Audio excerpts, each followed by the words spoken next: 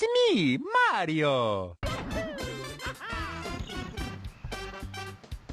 Mario 64, a timeless classic to many. Released in 1996 for the Nintendo 64. Unless you lived in Europe, it was praised endlessly by critics, but how well does the game hold up today? I have never personally played the game myself, and with the recent surge of streamers and speedrunners playing the game, I wanted to play the game myself. With that in mind, let's start up the game. After getting past the title screen and Mario's sentient meathead, you are greeted with one of the most iconic screens in all of gaming. I didn't know this game had mini-games. Well, I was more of a Mario B type of guy anyways.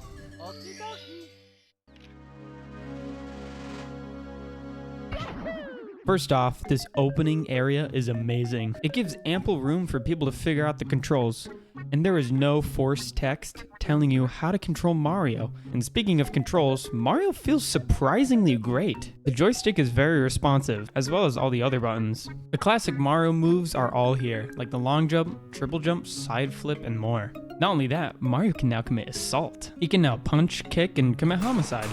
This sort of makes up for the lack of power-ups in the game, as stomping on your enemies isn't the only way to defeat them now. Speaking of power-ups, what the hell is this shit? Metal Mario, Vanish Mario, and Wing Mario. One of these fucks won't stop showing up in Mario Kart, but the other two are just kinda here. We'll get into the power-ups another time, let's just get into the first level.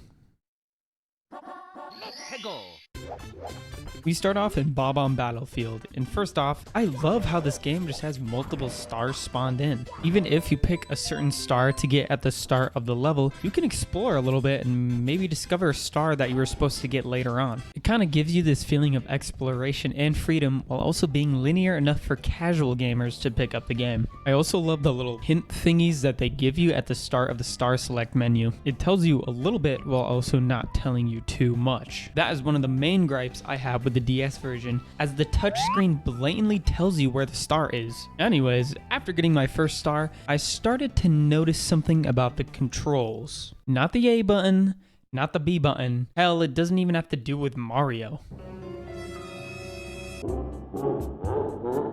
It is this fuck. The camera sucks. Look at this. I am trying to land on this platform right here. And of course, I want to move the camera to get a better angle of the platform. Instead, the camera just moves right back to Mario. The camera will just move on its own, which just gets rid of the whole point of even having the option to move it yourself. AZ Maze Cave, Wet Dry World, and TikTok Clock all have terrible camera angles, resulting in some of the dumbest deaths I have ever seen. Side effects of the Mario 64 camera may cause nausea, a change in mood, depression, and even death. Look at this, I can't fucking see anything! This area in Wet Dry World is total ass, by the way. Not only does the camera do this, sometimes blind jumps occur due to the camera not being able to move. And even when you are able to move the camera, the angles it gives you are complete ass. Also, I'm sorry, what the fuck is the Mario cam? I don't think I even used it once. On purpose. Okay, but you know what? Let's just move on. Let us talk about...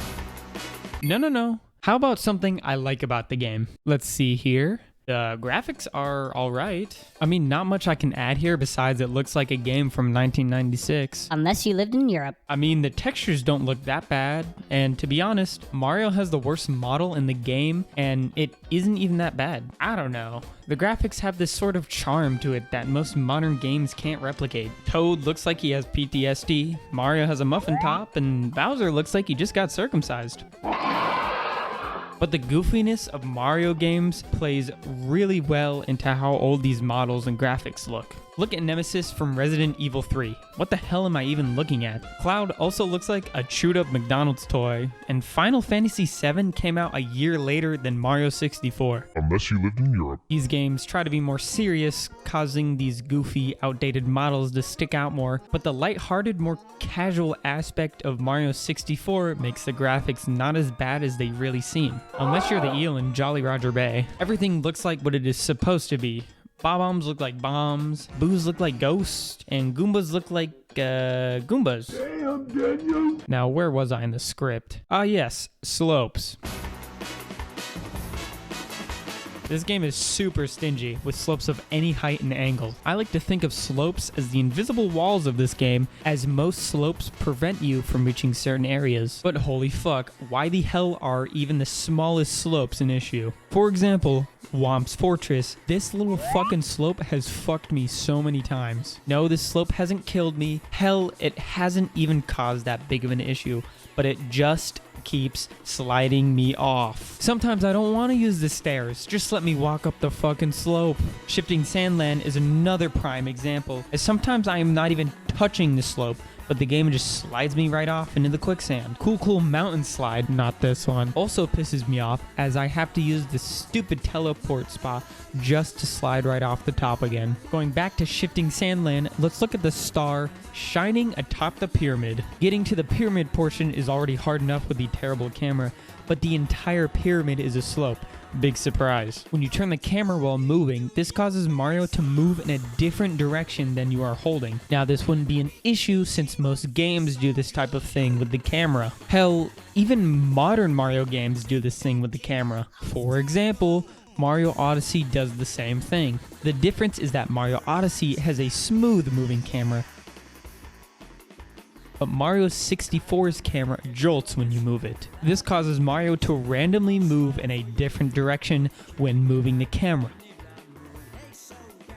And in this case, the random direction is pointed right at the pyramid, which is also a slope. And also, did I mention that about 50% of the ground is quicksand on this stage? The quicksand also kills you. Okay, hold up. Let's talk about the music for a second. Not only is the music iconic, it is masterfully crafted. The music has aged beautifully, and some of the music sounds like it was created today. The main theme is so iconic, and it just gives off that feeling of Mario.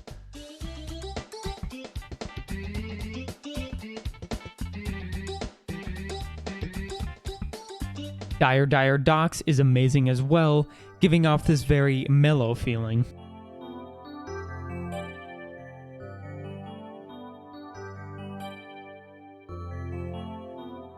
On the opposite side of things, the power-up themes give you this feeling of strength and excitement, and it's cool they added themes for each of the power-ups as well.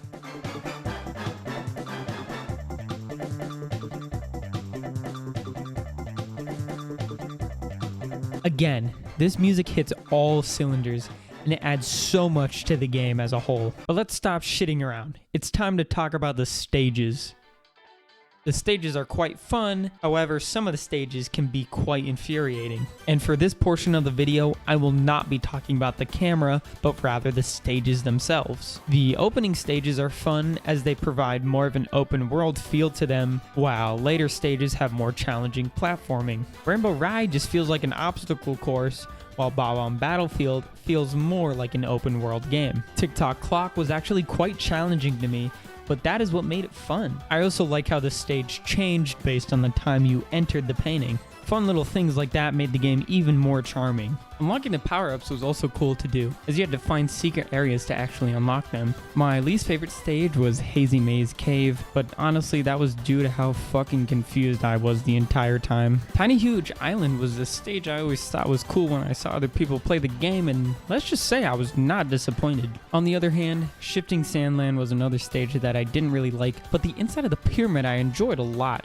as it felt like Tick-Tock Clock and Rainbow Ride, as those stages all had an obstacle course feel to them. I liked a majority of the stages, and most of the stages I didn't like, I'd skip to go get stars in other levels. Now, did I 100% the game? No. Did I attempt to? Fuck no. Now, after getting my 70th star, I traveled right up the stairs to face Bowser. Before we start the fight, I want to mention something. This fuck told me how to defeat him in the first boss fight, which is so stupid. I hate it when games do this. After one depression-inducing game over, I finally defeated Bowser once and for all, and we get to see one of the greatest end credits sequences ever. The music puts you in the feels, and it also... Wait, what the fuck is that stage? Yep, apparently I missed an entire stage, and I also missed hitting the invisible cap switch. Here we are at the end screen. Thank you so much for playing my game.